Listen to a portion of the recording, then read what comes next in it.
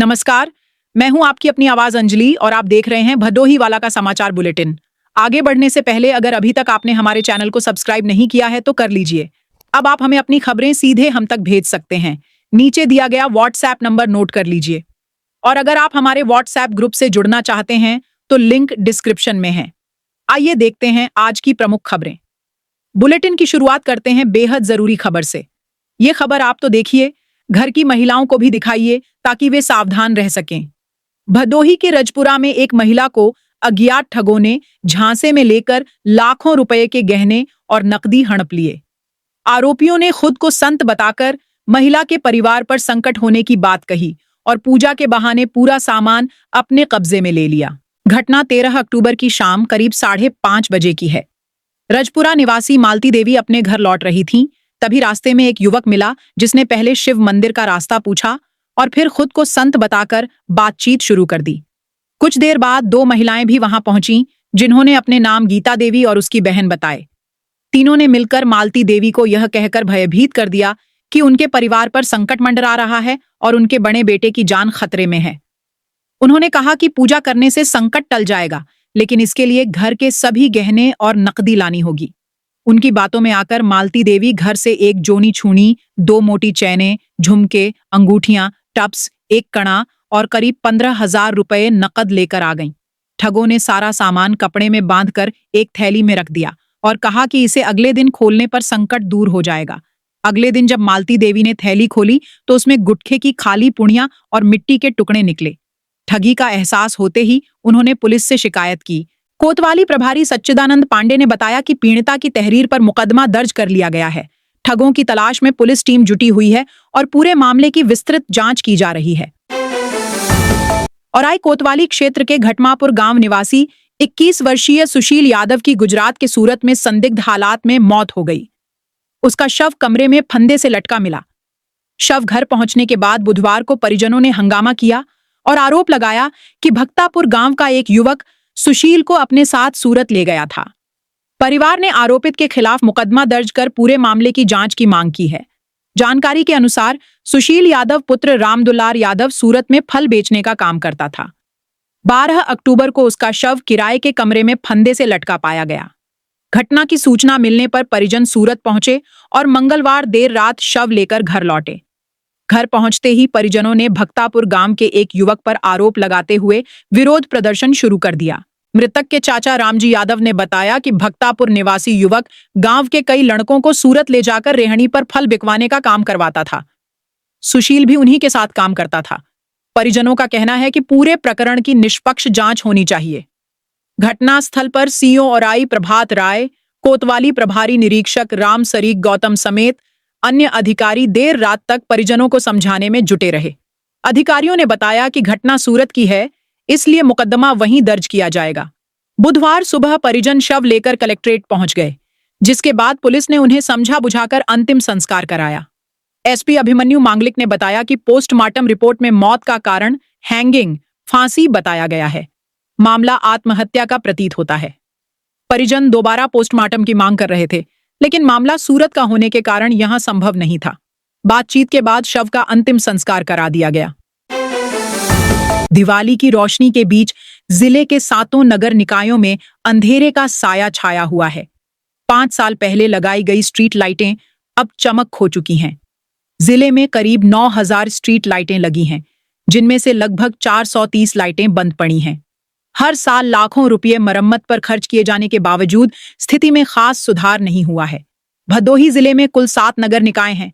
भदोही, गोपीगंज नगर पालिकाएं और ज्ञानपुर, सुरियावा, नई बाजार, घोसिया व खमरिया नगर पंचायतें। इन सभी निकायों के करीब 128 वार्डों में लगभग 3,50,000 की आबादी निवास करती है। लाइटों की बात करें तो भदोही नगर पालिका 5,600, गोपीगंज 1,200, सुरियावा में 750 और ज्ञानपुर में 480 लाइटें लगाई गई हैं। इनमें से कुल 430 लाइटें फिलहाल खराब हैं। यदि दिवाली से पहले इनकी मरम्मत नहीं की गई तो रात में राहगीरों को अंधेरे में सफर करना पड़ेगा। ज्ञानपुर नगर में कुल 11 वार्ड हैं, जहां 480 लाइटें लगी हैं। नगर पालिका प्रशासन अब 150 नई स्ट्रीट लाइटें लगाने की तैयारी कर रहा है, जिससे प्रकाश व्यवस्था में सुधार की उम्मीद है। वर्तमान में करीब 10 स्थानों पर लाइटें बंद हैं। गोपीगंज पालिका में 1200 लाइटें पोल पर लगाई गई हैं, जहां हर महीने लगभग 60 से 70 किलोवाट बिजली की खपत होती है। वहीं सुरियावा नगर पंचायत के 13 वार्डों में 750 लाइटें लगी हैं, जिनमें से करीब 95 खराब हैं। नगर प्रशासन ने इन्हें जल्द ठीक कराने की बात कही है। खमरिया, घोसिया और नई बाजार नगर पंचायतों की स्थिति भी कुछ अलग नहीं है। यहाँ कई स्थानों पर लाइटें वर्षों से बंद हैं, जिससे अंधेरा कायम है। नगर निकाय कर्मियों का कहना है कि दिवाली से पहले सभी प्रमुख सड़कों और वार्डों की प्रकाश व्यवस्था दुरुस्त करने का प्रयास किया जा रहा है। प्रकाश पर्व दिवाली के अवसर पर सरकार ने जिले के 2,76,088 परिवारों को मुफ्त रसोई गैस सिलेंडर भेंट किया गया है।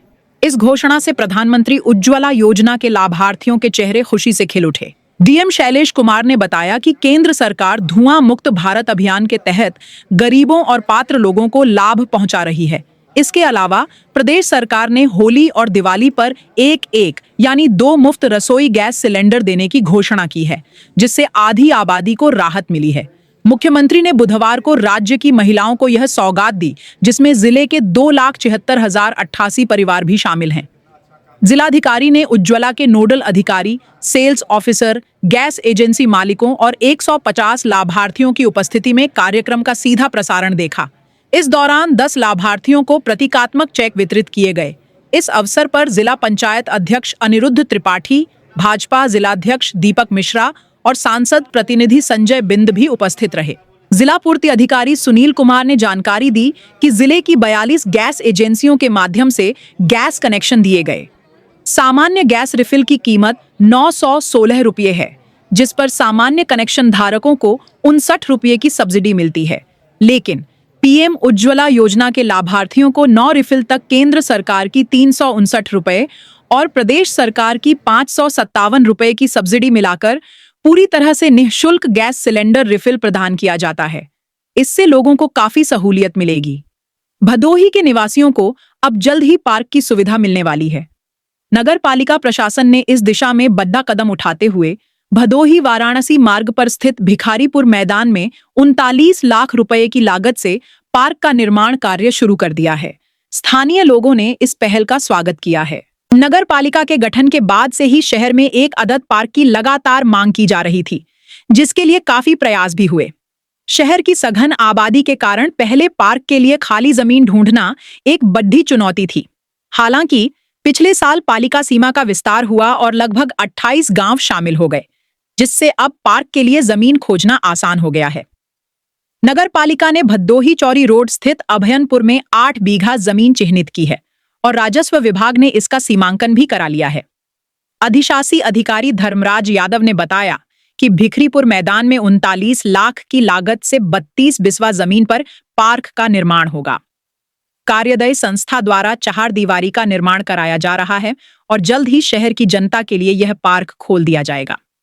भदोही शहर में जहां एक ओर नई पहल हो रही है, वहीं दूसरी ओर एक पुराना विवाद भी सामने है। शहर के मर्यादा पट्टी गाजी मियां अमरोजा के पास कई साल पहले पालिका ने पार्क बनाने की घोषणा की थी।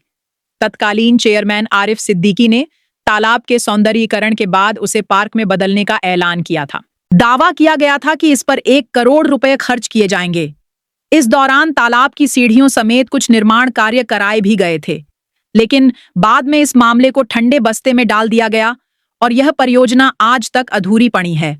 लोगों में इस बात की चर्चा है कि जनता का पैसा व्यर्थ बर्बाद कर दिया गया, जिसका कोई लाभ नहीं मिला। औराई कोतवाली क्षेत्र के नटवा के पास बिना परमिशन के हो रहे मिट्टी के खनन को भी संज्ञान में लेते हुए खनन विभाग ने अवैध खनन और परिवहन के खिलाफ बड़ी कार्रवाई की है। जिलाधिकारी के निर्देश पर जिला खनन अधिकारी और पुलिस द्वारा की गई चेकिंग के दौरान 3 ट्रकों को अवैध रूप से परिवहन करते हुए पकड़ा गया। इनमें से एक ट्रक का चालान मौके पर ही जमा करा दिया गया। शेष 2 ट्रकों द्वारा चालान जमा न करने पर उन्हें पुलिस चौकी कारपेट सिटी और थाना गोपीगंज में सीज कर दिया गया। इसके अतिरिक्त अवैध मिट्टी खनन की सूचना पर चौकी खमरिया क्षेत्र में मिट्टी से लदे 2 ट्रैक्टरों को पकड़ा गया।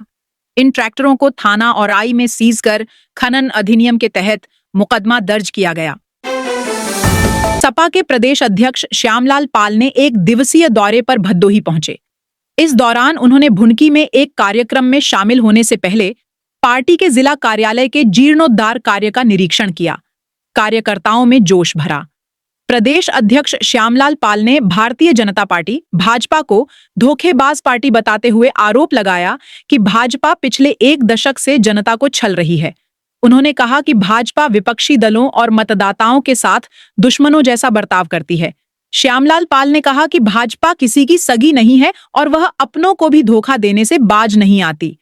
उन्होंने जनता से भाजपा हटाओ, समाजवादी पार्टी की सरकार बनाओ का आह्वान करते हुए कहा कि तभी अन्याय, अत्याचार और गैर बराबरी समाप्त होगी। अपराध पर अंकुश लगाने के लिए जिले के प्रमुख 39 तिराहों चौराहों पर सीसीटीवी लगाए गए हैं। 39 स्थानों पर 186 सीसी कैमरों से नजर रखी जा रही है। इसके लिए पुलिस लाइन में अलग से इंटीग्रेटेड कमांड सेंटर बनाया गया है, जहां से 24 घंटे मॉनिटरिंग की जा रही है। ये कैमरे निगरानी और आपातकालीन सहायता के साथ अपराध पर अंकुश लगाने और अपराधियों तक पहुंचने में भी सहायक होते हैं। पुलिस लाइन में बनाए गए इंटीग्रेटेड कमांड सेंटर से हर गतिविधि पर नजर रखने के साथ साथ संदिग्धों को भी चिह्नित किया जा रहा है। पुलिस अधीक्षक अभिमन्यु मांगलिक ने 39 ऐसी जगहों को चिह्नित कराया जहां महिलाओं और बालिकाओं का आवागमन ज्यादा होता है।